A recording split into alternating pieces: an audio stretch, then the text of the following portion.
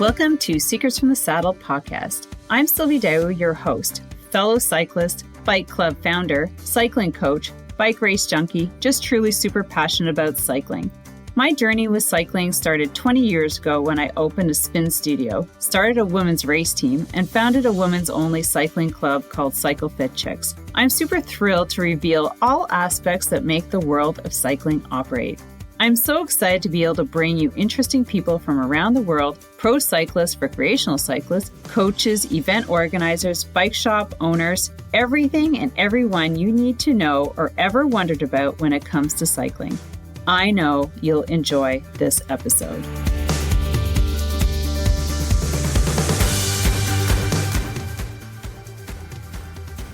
Hey friends, before we get started, I'm going to throw a little ad your way. As a cyclist, what is a spring all about?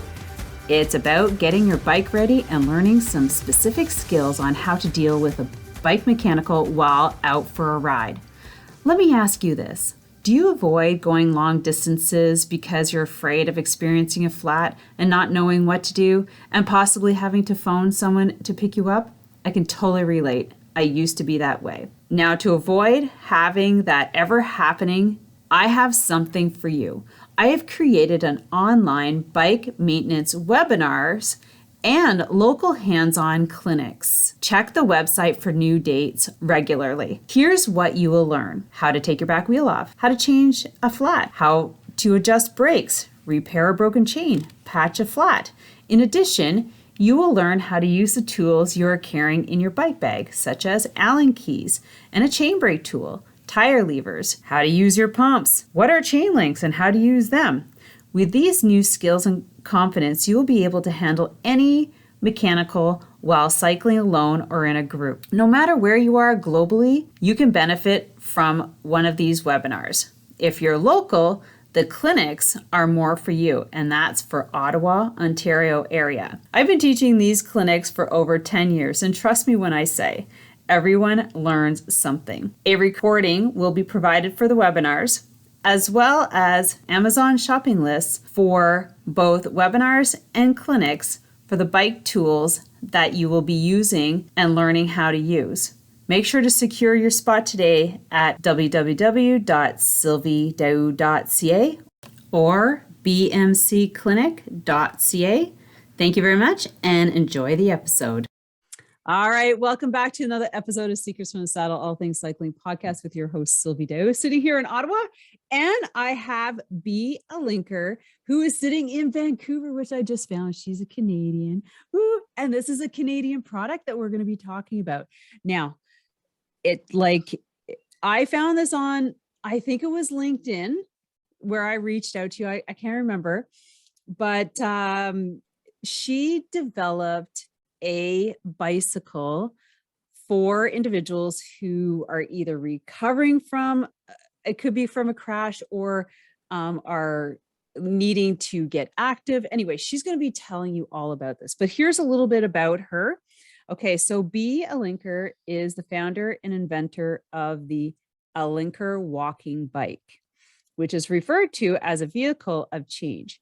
B's reverse design practices philosophy led to the Alinker, which is not built for a body with a problem. I have a question about that after, but for who we are active and engaged. Now, the Alinker company is built to create access to health by building access to mobility, community, and healthy food. B herself is a gender weirdo. She wrote that herself. And I'm just like, and has been called crazy all over the place, scattered, which are our best inventors, honestly, right? Where am I? People who told her to focus and comply, but B does not fit in, just held true to her vision that the world needs something else for and by us all. No one excluded. B's focuses on who we are, not what we have. Welcome, B, to the podcast. Thanks, Sylvie. And it's so funny. You do exactly the same that I do. Be a linker. My name is actually Be Alink. Oh, And sorry. no, I do exactly the same because like I'm be a linker. Oh no, actually I'm be a link.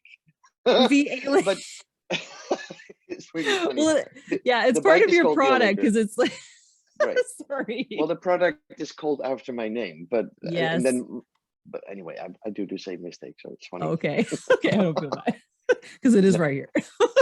So B, tell us like, I always love to ask like how you got into cycling, and you were just saying that your cycling passion had nothing to do with the Alinker. So tell us, give us a bit of background. Well, I'm a cyclist because everybody who's born in the Netherlands is a cyclist by birth. And so cycling and the whole cycling culture and anything on wheels and moving yourself from, to schools, to high schools, to restaurants, to whatever is always done on a bike, whether you're dressed or not dressed. I mean, dressed up or Yes. just have normal clothing on. Yeah. That everything is done on a bike. So that whole culture of biking and wanting to move, feeling the wind in your face, all that stuff is familiar to me. And if you lose that, because I mean, if you lose your mobility, you used to be a biker, but you lose your mobility by a diagnosis of MS or a stroke or an accident or whatever, then people are who they are. They don't become different people because now their body is, they walk funky or they miss a leg or whatever. You still are the same persons. Yeah. But in this world where medical devices are a technical solution for a body with a problem, you lose who you are. Yeah. And then you don't find yourself anymore because now you're a body with a problem that you drag around with this walking wreck or whatever. Or the medical world tells you just start getting used to the wheelchair, which everybody who gets diagnosed of MS gets to hear. And here's your medication. At least nothing will happen to you, is what they say, because much of what we do in this world is driven by liabilities. At least nothing will happen. Like, at least you won't fall. But you lose a lot more if you can still use your legs. But you're in a wheelchair. What you don't use, you lose. Yeah. So if you can still use your legs and you're directed into a wheelchair, you might actually lose a lot more. And there's a lot more side effects to your health when you don't use it, when you still can. So the Alinker itself started a little bit different. That didn't come from the cycling world, but it was by a comment of my Dutch stubborn mum. Oh, the moms. Yeah, oh, the mums. And we walked over, like in her village, we walked over the plain around the church, sort of market plain. In those little villages, you got those groups of people that have all the gossip of the village. And they've got their The older ladies. walkers and and the guys, and they've got their scooters and whatever, and they just, talk about all the village talk. And out of the blue, my mom said, "Over my dead body will I ever use one of those things," pointing at the scooters and the rollators that they were using. I was like, wow, where does that come from? What actually happened in that moment is that she caught herself on her own judgment of those people. Oh. She was judging those people like they look ridiculous with those things. And then she could see her because she was aging. She could see herself in them and didn't want to be judged by people like she was judging them. Oh, I get it. Yeah. Right? I can see the full that was circle actually right happening. there. Yeah, because there is a whole judgment on stigma on mobility devices. And what I realized in that moment, and asked a little bit further what happened in her and why she said that and stuff. And what I realized is that medical devices are a technical solution for a body with a problem, and it emphasizes the disability, and it creates a social divide between people with and without disabilities. Yeah. That to me is an instant justice issue. Yeah. Because why would you create a sort of divide between people? So driven by that justice issue, I designed something that is so cool that people would want to use it and not like, oh, over my dead body. Yeah. And it's so cool that you become the one with the cool bike instead of Like, Yeah. oh, what happened to you? Or like, ooh, that's uncomfortable. I don't want to talk to that person. And I love somebody, I think it was on your Instagram, I don't know where it was, but talked about how the color yellow, because it's like race cars. Like, I love the color yellow. It's like a fast car. I'm like, Yeah, okay. But yeah. yeah, yeah. I've had the request to make them Ferrari red. Well, I would go for red. Yeah, but the thing is, if you create a new product, now to talk to people, oh, there's that yellow bike again. So Yeah, as that's long as right. people refer Mhm. to that yellow thing because they actually don't know the name yet, but they've seen it around, that Selma Blair Yeah. is using it, for example. So they've seen it somewhere, and then they look for the yellow bike. I So think yellow is more striking. It stands out way better than any other color, personally. Yeah. it's just my favorite color, and I couldn't do orange because that would be too obvious because I'm from the Netherlands. That's just boring. So, so I went with yellow. Never gave that a second thought. Just like, oh yeah, I'll make them Oh, yellow. yellow is good. But it wasn't a brand strategic decision or something at that time at all. I was just like, oh yeah, I You like got a yellow. couple choices. It's not going to be blue. It's not going to be green. It's definitely not going to be burgundy red. That's about the Yeah, that's coolest thing right. that you can get in. Oh, that picks my ass. I'm sorry, but that burgundy red walkers, for example, the rollators, that's the coolest you can get in rollators. Burgundy red. Give me like anyway, Whoa, that's okay. my Yeah, you don't personal want to be little pet peeve on. associated with Yeah, that. That's for sure. I you're like right. the race car yellow. Yeah, me too. And most people do. And if they don't, if color is the problem, then you're probably not in, Yeah, right. you know. One product, one color, take it or leave it. Yep. You're not going to get this anywhere else. So, Yeah. so I love the fact that you're Canadian and you were saying that, it's going to be a Canadian product. And you also said that it's in Ottawa. Okay. So for your listeners, if you happen to be in Ottawa listening to this, B is going to tell you where you can find one of these. Unfortunately, I don't think they probably lend them out to just anybody because I know the No, they do ladies who, actually. they Oh, they do. do. All right. Yeah, you can rent them. Not just, well, like you Can have you to be a rent good to fit for the buy, Alinker. like rent to try? Is that how it works? Like, Well, you can rent to own with us online. It's a oh, okay. 0% interest, just to make it possible for people to spread out the Uh-huh. payment. So we made it a rent to own. But you can rent them temporarily, and they're not expensive.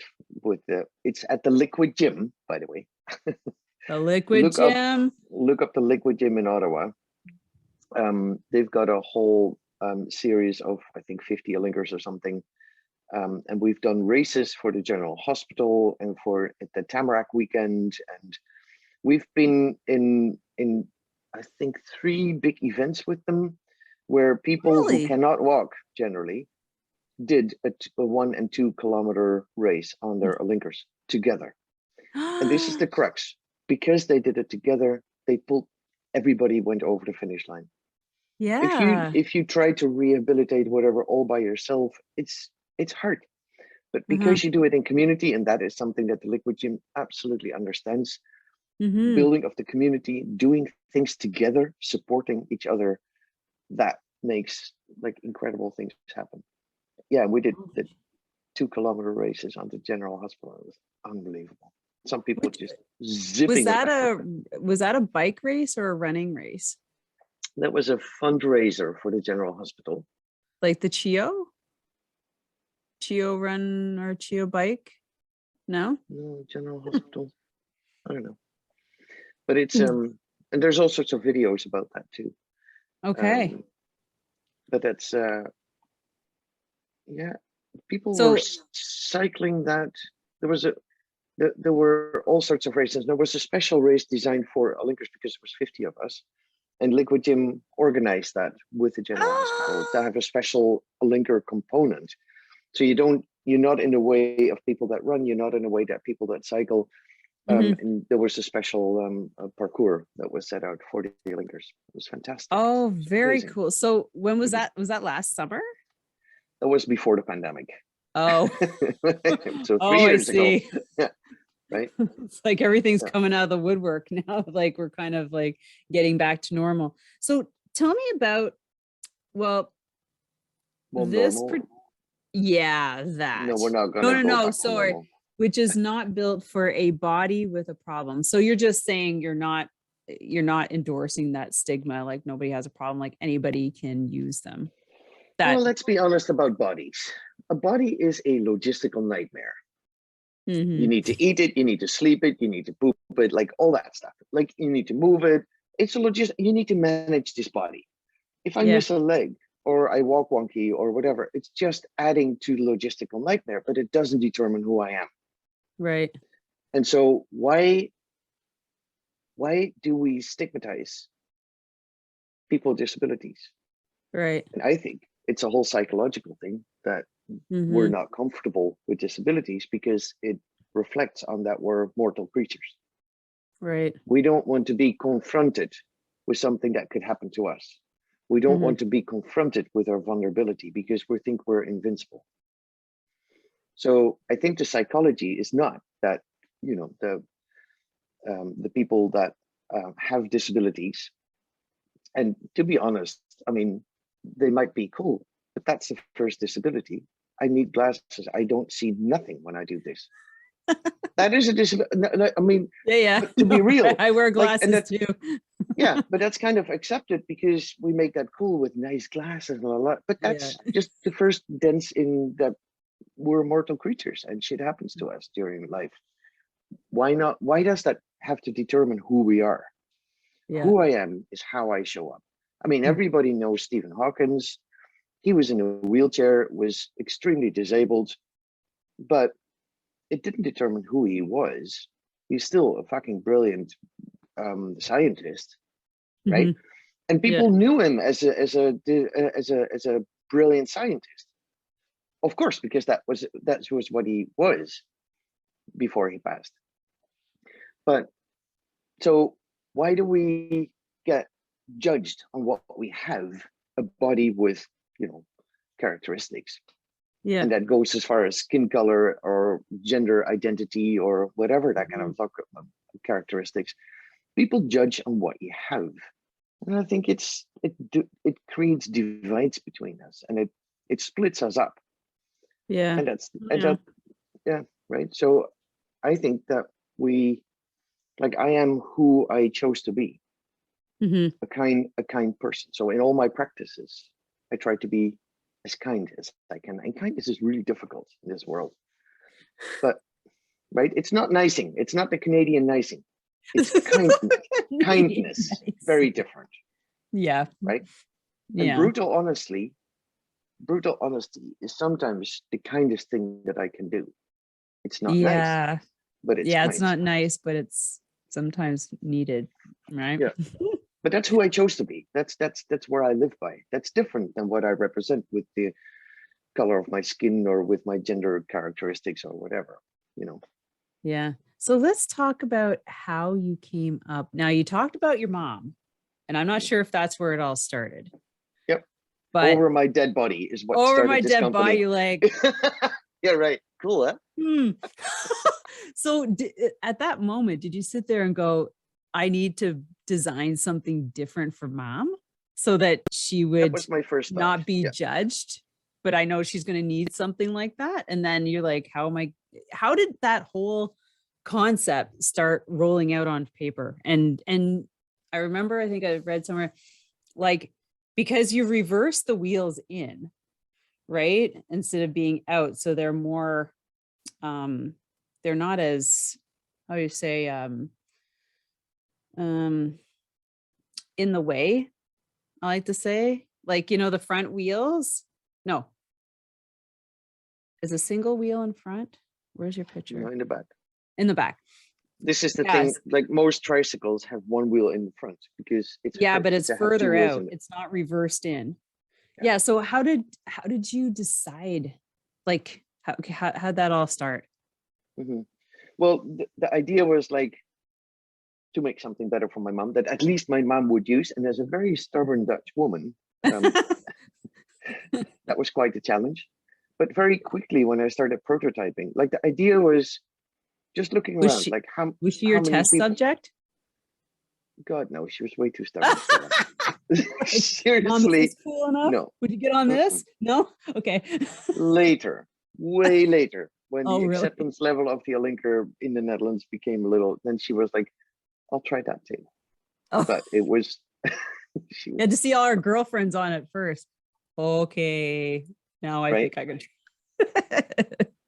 But yeah, so what I started doing is studying a little bit, like who's using mobility aids and how many people are not using mobility aids because over my dead body will I ever use that, Mhm.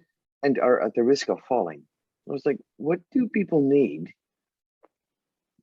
First of all, to be cool. Like that was the thing. It had to be so cool that people would love to use it. Because I'm temporarily able-bodied at the moment. I can go to a bike shop and get the coolest bike that I want. Mhm. It costs money, but I can get the coolest bikes that you can get. The moment you have a disability, burgundy red is the coolest thing that you can get, Yeah. right? Or high sport stuff, whatever, and it's unaffordable. Yeah, the trike is one of the other ones. The only other one actually, the cat eye, the The tricycle, recumbent bikes. the recumbent bikes. Yeah, They're Canadian as well. They're out in Vancouver, and they're not cheap. If you want, they're not cheap and they're not possible for a lot of people to get in and to yeah. move. Like the Alinker I designed because I wanted to I wanted it to fit within the footprint of a wheelchair. So wherever wheelchairs Mm, go, you should be able to go on the Alinker. yeah. Because recumbent bikes are great if you can use them, but they're huge. So you can't Yeah, take them in a they're shopping mall, big. for example, or a Yeah. museum. And they're low So profile too. That's what yeah, I like about yours. You sit high so you can still see and be seen too. yeah. Yeah. This is something that a lot of people say, like I'm at eye level. Yeah. And Mhm. one thing I always have to say, and I always want to say, is like there's nothing wrong with wheelchairs. Wheelchairs are fantastic for people who need them. Mhm. But the fact is that half the people that use wheelchairs still can use their legs, but there was nothing designed for them to use their legs and to be at eye level. Right. What's wrong in relation with wheelchairs is how people treat people in wheelchairs, because they look down on them. They start, like I've seen it many times that Mhm. people, the moment you sit in a wheelchair, somebody says, "Are you okay?" They start yelling at you. They talk slower as if you lost your brain. Can I help you? Or like not talking to you at all. People are uncomfortable around wheelchairs because they are uncomfortable. They make a problem for people that use wheelchairs. Mhm. And but this is something of our whole Western system, and that goes onto systemic levels. We have been taught and brainwashed and conditioned that we have the right to comfort in this Western culture. So how dare you confront me with something that makes me feel uncomfortable? That's underneath that, right? Yeah. Yeah. So So how did you think of that this, design though? Sit on well, top, well, wheels. looking at what people do, if you see people on rollators, you see them hunched over. Yeah. So, and what happens there? It's like, oh, I think people need to get rid of their weight because they try to Mm. lean off on their shoulders Yeah. and arms. That means you get stress on your shoulders and arms, Mhm. and you still don't get rid of the weight. Some people can use their legs, but not with the weight of their body on it. Right. So I thought, huh, bike seat, right, in the Netherlands, like a Dutch heritage comes up. And so how do you get supported on a bike seat while you're standing up? You need to have a sort of overarching frame underneath. And Mhm. then for stability reasons, like more than two wheels, maybe, and then two wheels in the back, you would kick against that. So two wheels in the front. Also, if you go forward and you have one wheel, the tilting line Yeah, is there, yeah. No, right? that's So not if you good. have two wheels in the back, in the front and one in the back, your tilting line is when you would go back, because there is a tilting point, obviously, because it's a Yep. three-wheeler. And you need to get used to where that tilting point is and when you're on the slope and all that stuff. But Mhm. it's not as you go, and the speed that you go gets you into the tilting line. So it's more stable with the two wheels in the front. And it's really hard because the engineering to make that properly working, there's full Ackermann steering in the whole steering mechanism. Oh, And yeah. Ackermann means you're not going parallel because it would start bouncing. But Ackermann means it goes through an arc, and this one takes a smaller radius than this one, right? And also, if you they're cantered and then cantered back. So if you move, you actually do this. Oh, yes. Right? Okay. Oh, I'm that's cool. exaggerating, but that's kind of the Yeah. movement, No, I can which see it. also makes you, if you go that way, you hang into the corner, into the curve that you're making. So you actually make it more stable. And so that Ackermann steering, which is in every car, is quite an engineering thing to do on a three-wheeler. So I get it that that doesn't happen generally with three-wheelers, because I've been through that process, how difficult that is, and how long did it expensive take? it made. 4.5 years. I made 7 Really? yeah, I made 7 conceptual prototypes here in Vancouver, and I made 7 other pre-production prototypes. So with all the engineering and the capacity and making it feasible, like you can make something fantastic, cool, la la la, and then it's going to cost $20,000, and that's not going to happen. Yeah. So you need to sort of weigh quality, a weird steering mechanism, because every engineer told me in that process, like, why don't you make that straight tube in the front? Because now it's got a bent tube, so the whole thing actually looks like a bit of a sculpture. They said, why don't you make that straight? It's cheaper, and I was like, yeah, and then it loses the cool factor. So, right? But these are all things that you have to consider in the process of what my vision was of what that thing needed to look like. And yeah, it's kind of life-changing for a lot of people.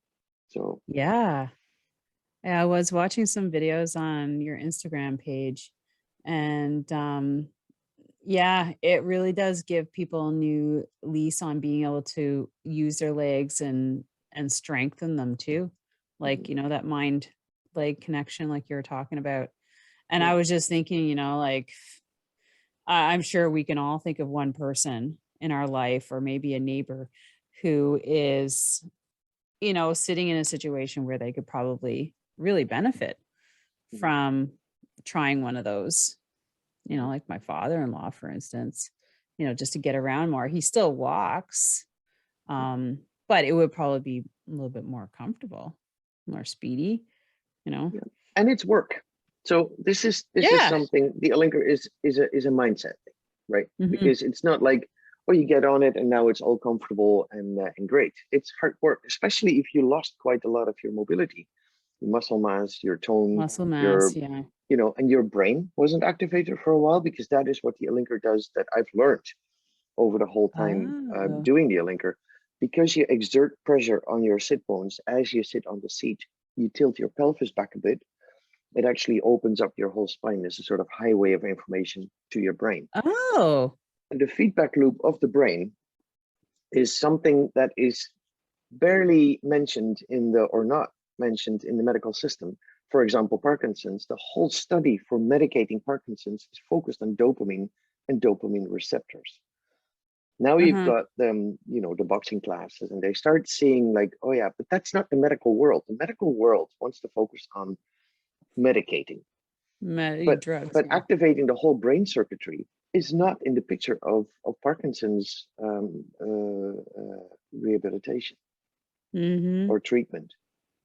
Why not? Because I've seen unbelievable results that people that have massive freeze of gait. Freeze of gait is if you walk, then your brain gets like with Parkinson's, your brain gets overstimulated or something happens, and then you collapse slowly. You cannot put one foot for the other. That's called freeze of gait. And I've had people that go on the Alinker and it disappears because you're stabilized in your core. Your brain doesn't need to worry about the full balance of your whole body. And they start walking. They don't, like, I've seen people with Parkinson's that don't even tremor anymore. Because it instantly stabilizes you. And as you make the walking movement with your legs, while you're stabilized, and your spine gets all that information to your brain is like, oh, I recognize that. I remember what to do. I'm going to try Yeah. and make new connections, because the brain wants to work and it can create new neural pathways. We've seen that with people with MS, that, you know, they've got lesions in their brain and they become obstructions, and they sort of obstruct wherever the lesion happens, obstruct that field. So sometimes it affects speech, sometimes it affects mobility, sometimes it affects other things. And when people use the Alinker regularly, repetition, repetition, repetition, because that's what the brain needs to strengthen pathways once they're made. Yeah. You can understand that new pathways can be created around the lesions, around the obstructions. Oh. And a person who works with us actually had very affected speech, and she was barely speaking to that point, right? And so she was 2 months on the Alinker, and there's a video of that, and I can share that video if you want. But after 2 months, she's like, I've been 2 months on the Alinker now, and my voice, and she speaks clearly. 2 months. Selma had a similar experience, because the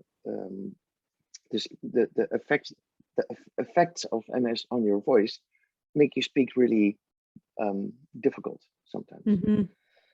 And Selma's voice cleared up. Like, I brought the Alinker to Chicago when she was going through the treatment there, and she met me and she was like, I need your bike.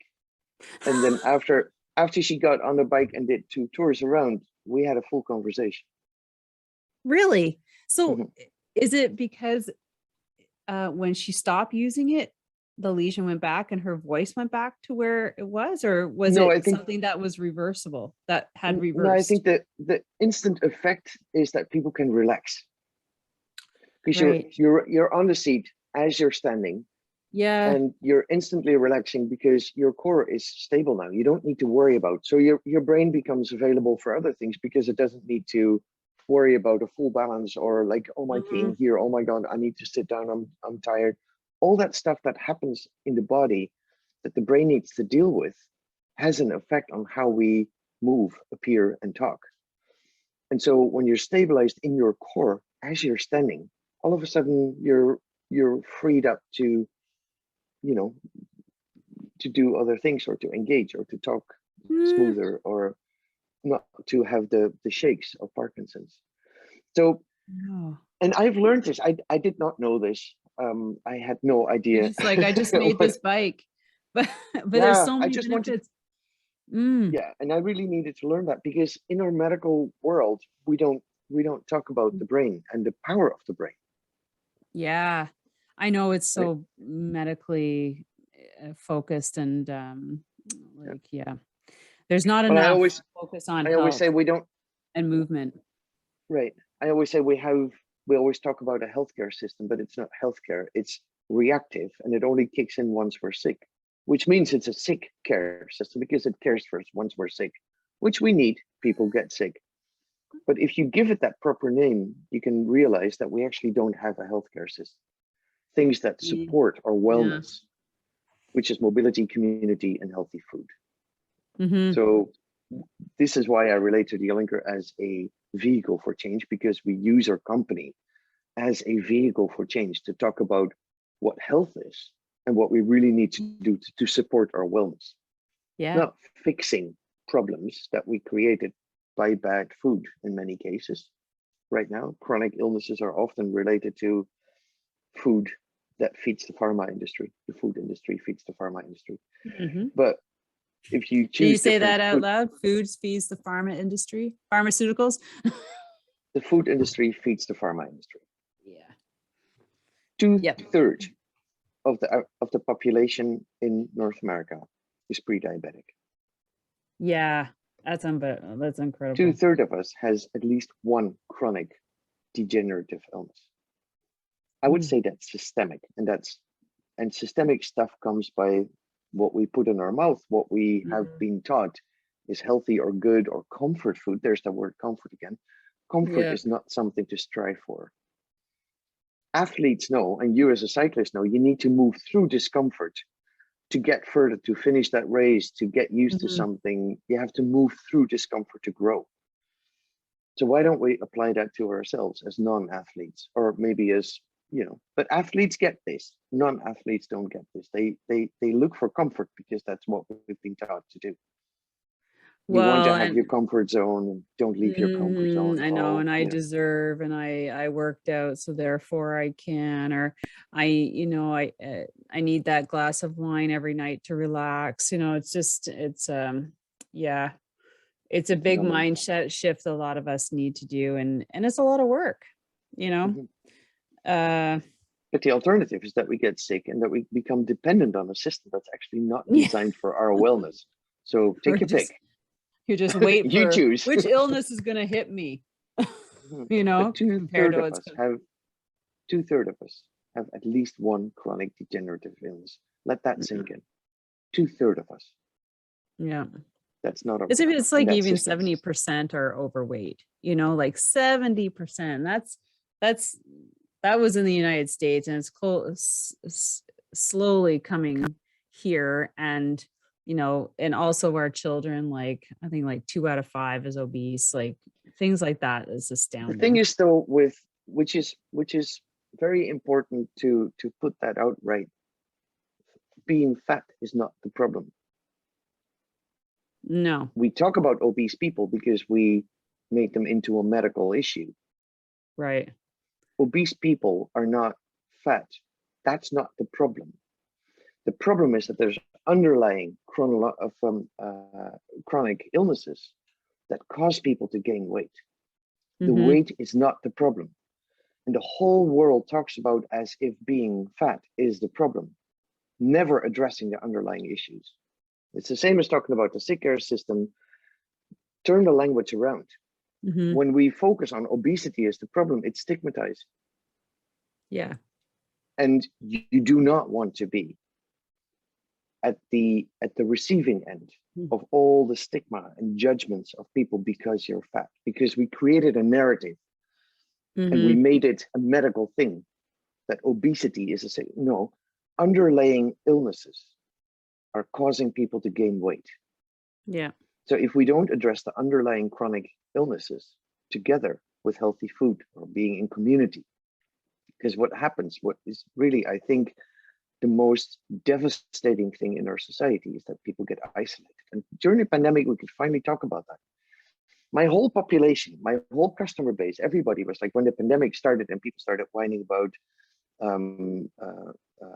being isolated, they were like, welcome to my world. I've been in isolation for years. Right? Yeah. I'm like, I have no problem with that. But this is what you say, going back to normal. Normal was criminal for most people.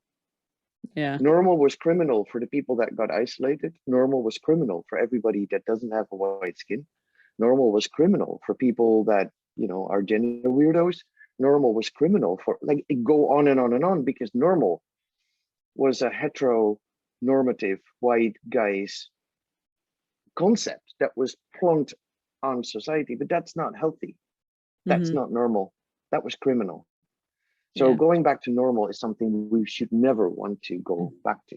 This is the opportunity that we had a big collective it's the experience. opportunity for change. Right? Yeah. And I thought that, I love a lot of the changes that's come through. So how can what's your next step to getting your bikes out to more in, like, visibly, like the visibility of your bikes? Yeah. Because there needs to be more of them out there. I'm sure you know that. But do you have a plan to maybe, and I hate to say bringing them in hospitals, like as an alternative for, instead of sitting on a wheelchair, they can sit on one of these. But and I also I saw this older lady was well, she's like my grandma.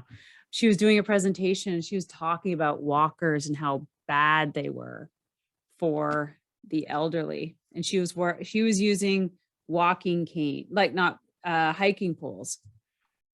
And Nordic I poles. was just, so they're upright, they have balance, they can still walk. If you and can still walk. Yeah.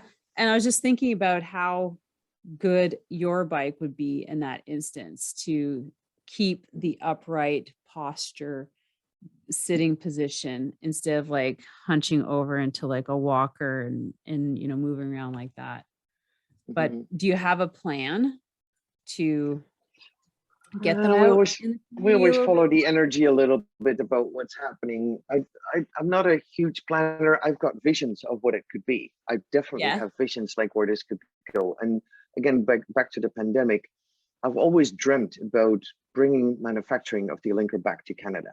Oh yeah, that's right. And right, and so, and Mhm. I've always dreamt about a Alinker that has a higher weight capacity, so Yeah. heavier people. Like 67% of people in America are overweight by chronic diseases that cause them to be overweight, right? Mhm. 67%. Yet there is nothing non-stigmatizing for heavier people to stay active. Say that again, and Maybe it becomes electric completely bikes. ridiculous. No, but if you got mobility issues, Yes, that's right. Yeah. right? There is nothing non-stigmatizing for heavy people to stay active. Mm-hmm. That's insane. So I've had a long dream, but it took about $1 million to create the original Alinkers. And then we created the and 4.5 years, right? And Yeah. doing double jobs for 4.5 years, but and the stress and whatever. It's not easy to bring something like this to market. And Yeah. I don't know how we did this, but somehow this thing wants to be there, and I just need to sort of hold that through the process. Yeah, Deeply you trust can't that, stop. yeah, you cannot. But No. so the dream is to create an Alinker 2.0 with a weight capacity of up to 450 pounds Wow. and bring production back to Canada. Mm-hmm. So we're fundraising for that, and we're looking for Oh, partners okay. who totally understand that, get that, and want to come on board. Not to try and make us do things as they see, but understand what we do and come on board. And I always talk about money as nutrients. Once we have the nutrients, Mm-hmm. I've got 2 manufacturers in Ontario lined up to start the process. We just need the money to get that done. Oh, wow. That's exciting. Yeah. And I can't name those companies yet, but Oh, yeah. we don't know where we're going to go, but it's a whole process of developing that Linker 2.0, and the weight capacity of 450 pounds is quite engineering challenge. So Yeah. we need to start the feasibility study, but that's the dream. So I don't have plans. I have dreams. I can see visions of what that can look like. So do you have somebody working with you that helps put that vision onto paper? Because I know us visionaries are really bad about planning, because I'm one of those too. But having somebody to get the process rolling and figuring out like how to Well, make it work. Do you have first somebody of on your side? first of all, we got a fantastic team. But Okay, good. yeah, we've got a fantastic team. And in the first years, I have a weird mix of being a visionary and being really realistic, because from the vision, I can work my way back and then get there instead of Mhm. going here like problem. I don't believe in problems. Yeah. Problems are not problems. They're symptoms of a system that wasn't designed for us. So I don't believe in problem solving. I believe in putting a vision out there Yeah. and working your way back. Like, what do I need to do? Always with that vision in mind. And then they're Mhm. not obstacles. You just constantly work towards that vision. It's a very Yeah. different way of working. And I've done major projects in countries like Afghanistan and Indonesia after that big tsunami and whatever, like building 300 schools at one time. They're Whoa. big projects, and I know how to manifest things. And I've got a weird mix of and being a visionary and being very real on what we can Mhm. manifest together. And I think the word together is always the crux. It's not me Yeah. doing those huge projects, Mhm. but I create a team of people, put them in the vision, and then it works. Right. We can manifest together. And the same happened with the Alinker. We manifest together. So I'm calling in for people to come join us, people that have nutrients that we can manifest this vision to. Mm-hmm. So are you currently, like, I know you're designing your 2.0, but the current Alinker, is that still being produced regularly, like Yeah. orders, or is it by order, or do you have Well, it's by order, products and that I people could can give order you a now? little bit of a breakdown of what happened before the pandemic and how the pandemic influenced the supply chain. No, I know how to influence. I think everybody's experienced that. So, so you're But in numbers, backtracking. but You're in getting numbers. Like I right. used to be able to put a order of 150 Alinkers at one time, 150 a month or something. 150 Alinkers. 4 months, I paid them 30% down, and then 4 months later, I had them in the warehouse in North America. Now, prices have gone up more than 30% on their side. I still pay down 30%. Minimum order quantity is now 1,000 units. So I need to Ooh. prepay 30% of an increased price by 30%. And I might get them in 24 months. So you can imagine what that does to the cash flow. So Yeah. last year we couldn't grow because you can only put so many orders in as you can pull from your cash flow, which was instantly under pressure, of course. And so we did the same amount as the year before, and this year probably the same, because there's not more coming from Taiwan, because you have to wait till it comes through the pipeline 24 months later. We're very lucky that we are still in business, and that is only because we built partnerships. And right at the moment that the pandemic broke out, we were in Taiwan with the team. And Oh.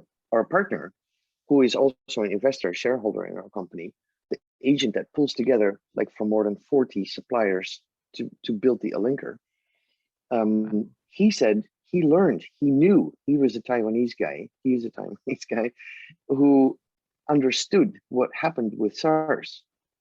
They never stopped learning about what happened with SARS. In North America, we just think, okay, well, that's over, let's go back to normal. Yeah. In that part of the world, they actually continued to like, what is the next pandemic? What did SARS do? They didn't stop thinking about that. So when Wuhan happened, Nick was like, put in your orders, because this is going to be a shit show. You So like we pull put as in much orders. money. Yeah. Yeah, but we put in orders early. Luckily, we had a stunning year before, so we actually did have the cash flow to put in orders early. So we had product throughout the whole pandemic. I mean, we're a little bit Oh. backlogged here and there. Like in Canada, there's been a few months that, because if you don't ship a full container, you don't want to ship at all. Like Right. one container, a 40-foot container, used to cost $4,000 or $3,000. Now we pay $22,000. But that's just what the international supply chains have done, and it's greed of those shipping companies. There's oil prices, but that doesn't create one container to be from $3,000 to $22,000. But that's what's happening. And so, Wow. and you can't get empty containers in Taiwan. Normally, it was like, okay, assembly line is tomorrow. Get a container, load them in, and get them to the port. Now it's like 6 to 8 weeks in advance. We need to plan our assembly line where they come off, and then try to get a container in time at this assembly. If we don't order them 6 to 8 weeks in advance, you can't find a container, and the assembly slot will just go because there's no container to load them. So it's really become super complicated to do this, and we're really lucky that we're navigating through this, all the challenges, and that we were able to do that with a fantastic partner in Taiwan. Wow, you are I've built so this. lucky. I've built this company on partnerships, not on contracts, Yeah. and that's really essential. That's amazing, because I know like a lot of people, like I have a couple friends who own their own bike shops, and that was devastating for them for sure, especially when they had their own product line. Actually, some of them had their own product line, wasn't too bad. because, you know, it Well, I was think like bike never, shops did really well, actually. They well, just they didn't have product. sold everything. Everything. Yeah. But then when you don't have anything to sell, that's the problem. You got nothing to sell. So you're not making any money, you're not getting anything in. And I But think the reason why we still had product also is because all our parts, except for the steering and the saddle, the seat, they're the only off-shelf parts. All the rest we make. And because oh, we make our own parts, forging right. and extruding and all that stuff, we make all the parts. So most bicycle brands Yeah. or all manufacturing plants, the big brands came in and said, we just give you all the money. We just hire this factory for the next year, and you couldn't find production slots anymore. So small Oh, brands cannot produce because the big brands came in and they take everything. And so the small brands are really suffering or being acquired by the bigger brands. And only huh. because the Alinker is all custom made, Right. we're still here. It's not a cheap product, but it takes something to bring this product to market. And if we were like to put the price in the context, if we were to sell this as a medical device, now we're selling it for in US dollars is the anchoring price because we pay Taiwan in US dollars. So everything always relates to that US price, Yeah. $2,570 US. Mhm. That might seem expensive, and yes, it is if you don't have the money. But if we sell this through the medical system, through the certified suppliers, it would probably retail for 2-3 times as much because that's how that system works. Mm. And we've always refused to be part of that. Yeah. And we're making it available through crowdfunding campaigns that we do.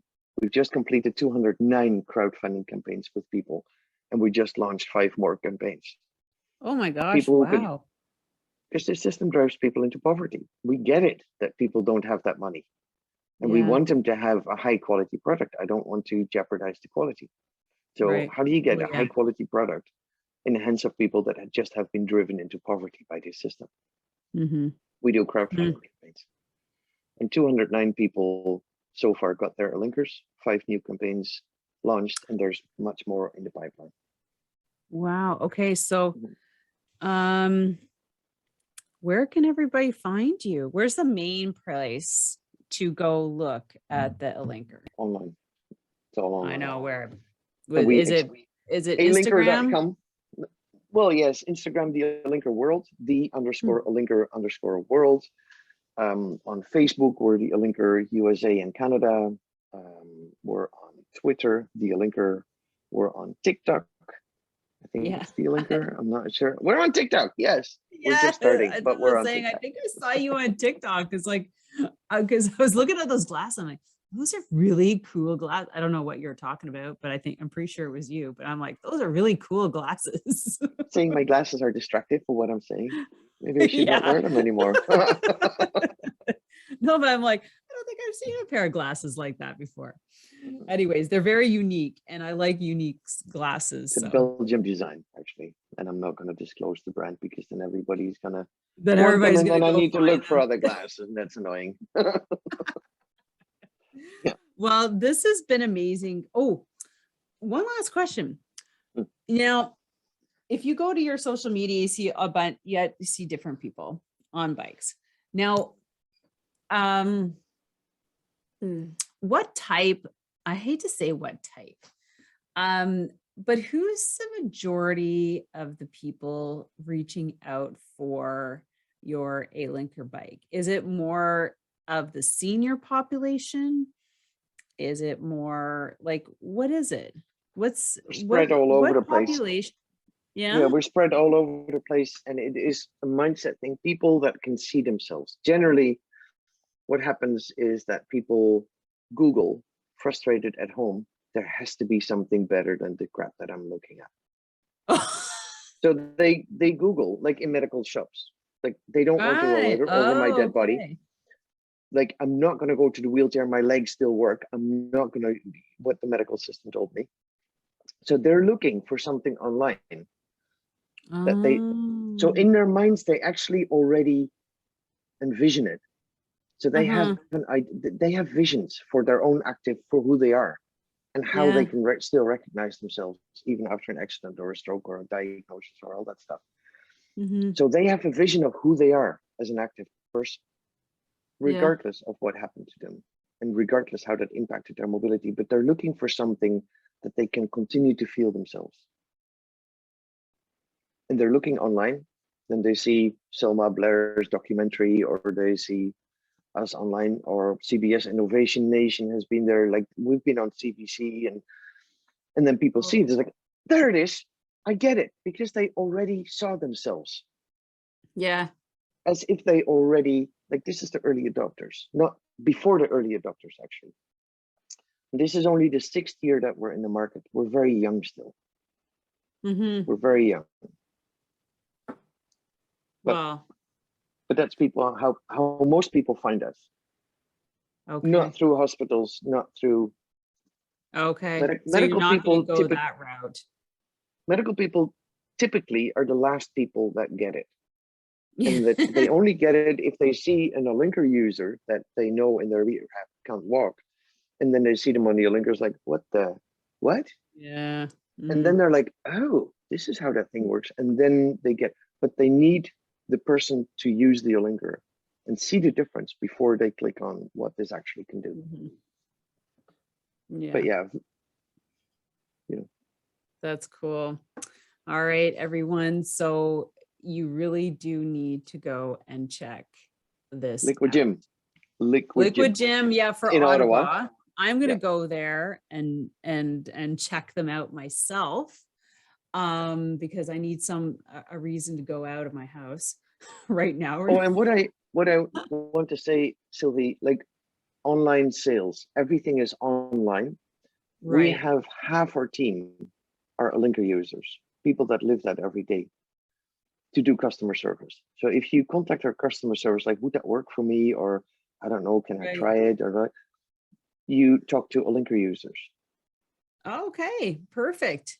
So search out, like, all B's social media links will be in the show notes for the Alinker. So you the listener can go and search on any platform for her. And like she said, if you think it's for you, or maybe you have questions, you can either buy it, talk to somebody about it. I mean, read stories, there's videos and everything. Like, this is really amazing. And so I just want to thank you for accepting and being on the podcast and sharing this cycling phenomenon with us, and so that we can share it with more people globally. Yeah, I'm really excited. Thank you so much. Thank you. Thanks so much. I guess in the cycling world, people are, fanatic cycling happens. You can't cycle anymore, but you still want to feel yourself, still want to feel the wind in your face. Oh, so yeah. I think the excellent audience for our conversation. Yeah, and I just want to say, and, like, correct me if I'm wrong, like, you don't have to be like, and I don't like to use the word disabled, but an unable-bodied person to use this. You can be fully capable, but prefer this over maybe getting a bicycle. Have you seen lots of people do that? Generally, people do deal with some kind of mobility challenges due to diagnosis or stroke or something. Right. Well, it doesn't matter. I use it, and because and I'm crazy, of course, and I designed it, so of course I'm using it. But when I broke my foot a few years in the streets, the next day I was on the Alinker with my running. With your boot? Didn't lose any time with the, because I had a broken foot. I had three fractures. But if I at that moment had to get used to the Alinker, I wouldn't have used the Alinker the first day after my broken foot. I already knew how to use it. Yeah, go ahead. Okay, I have a question. So what about people who are getting knee replacements? I know, like, not immediately, but things like that, not hip so much, or maybe hip. Hip as well, because your sit bones are actually Yeah, not yeah. connected to the hip socket. Oh, We're so actually hips. doing a study at Stanford University in California, specifically on knee surgery, because the waiting Oh, lists are so long. And if yeah, yeah, people yeah. have an Alinker in that time that they're waiting for surgery, and if they use the Alinker before, you can actually postpone or delay surgery, or if that starts catching on, you can actually completely forget surgery because you're using an Alinker. So we're Oh, working on that with professor who is the professor who got that going isn't a Alinker user herself. Her knees are, and she's is using the that, Alinker. oh, that's, That's oh, I Terry don't, Klein, yeah. Yeah. yeah. You just have a prof from Stanford. Oh, that's super cool, because I don't know what it is, but I'm in my 50s and there's so many people who are younger and younger getting hip replacements and knees. I'm like, I don't get it. I don't know what you guys have been doing to your bodies, but like, it's Well, crazy. again, food has a huge impact on your cartilage and Mm, everything. So we're not overuse. living in a healthy environment, really. We're not. No. It all goes back So to health that supports wellness. yeah, so like we were saying, I know we could probably continue this conversation, but Liquid Gym actually rents them. So if you're here in Ottawa, you can, like, maybe we can go hang out and check them out together. But I know I'm gonna go and call the ladies over there. But again, thank you to our listeners for listening in. And if you happen to know, like, go check out all the pictures and the stories. And I'm sure that you probably know at least one person who this would benefit. Please share this podcast episode with them. And then naturally follow B on her socials. There's Instagram and the podcast, and make sure you leave a review. So thank you so much again. Have an amazing day. And So wow, much, we might Sylvie. have to have you back in like a year or so when you Feel free. created your 2.0, so we could talk about it Right then, on. see how it's Fantastic. impacting the world. Wonderful. Thank you so much for having me, Sylvie.